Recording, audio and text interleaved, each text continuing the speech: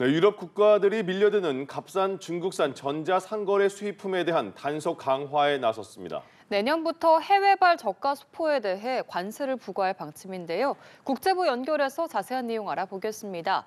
김지수 기자.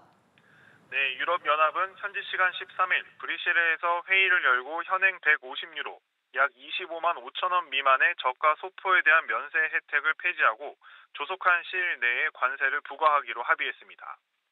이번 조치는 초저가 상품들을 앞세워 유럽 시장을 빠르게 공략하고 있는 쉬인과 테무, 알리바바 등 중국 전자상거래 플랫폼을 겨냥한 것으로 풀이됩니다. AFP 통신에 따르면 유럽에는 지난해에만 46억 개의 저가 소포가 쏟아져 들어왔는데 이 가운데 91%가 중국발이었습니다. 마로시 체프초비치 EU 무역경제안보집행위원은 유럽의 산업계, 특히 소매 업체들이 경쟁 왜곡을 지체 없이 없애야 한다고 지속적으로 강조해왔다고 배경을 설명했습니다.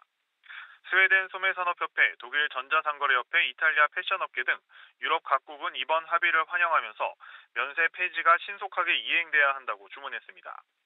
또 유럽 의회에선 최대 정파인 중도 우파 유럽 국민당과 극우 세력의 공조로 기업 규제를 완화하는 법안이 가결됐는데요. 노동 환경과 관련한 정기적인 보고서 발행 의무 대상 기업을 대폭 축소했습니다. 의무 적용 기업을 기존 직원 수 1,000명 이상에서 5,000명 이상으로 상향하고 매출액 기준도 4억 5천만 유로에서 15억 유로로 크게 올렸습니다. 기업들이 부담스러워했던 녹색 전환 계획 의무 제출 조항도 삭제했는데요. 유럽의회에서 보수 세력이 극우와 연대해 주요 입법을 통과시킨 것은 이번이 처음입니다. 미국, 중국과 치열한 경쟁 상황에서 그동안 친환경 중시 정책에서 벗어나 규제 완화 중심으로 방향을 전환할 것이란 중대 신호로 보는 분석이 많습니다. 네, 미국 트럼프 행정부는 연일 1인당 2,000달러의 관세 배당금 정책을 띄우고 있는데요. 백악관이 관세 수입은 충분하지만 입법이 필요하다고 밝혔다고요. 네, 트럼프 대통령이 꺼낸 관세 배당금 카드를 백악관은 검토 중입니다. 우선 지금까지 들어온 관세 수입으로도 1인당 2,000달러, 약 290만 원의 배당금을 지급하는 건 충분하다고 밝혔습니다. 다만 실현 가능성에 의문이 제기되자 입법은 필요하다며 법적 쟁점 등이 있음은 인정했습니다.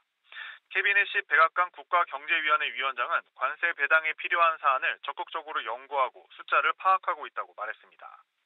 여기에 미국은 역대 최장기인 43일간 이어진 연방정부 셧다운 여파로 10월 고용보고서에는 주요 지표인 실업률은 포함되지 않게 됐는데요. 해시 위원장은 10월에는 가계조사를 하지 못했기 때문에 우리는 반쪽짜리 고용보고서를 받게 될 것이라고 말했습니다.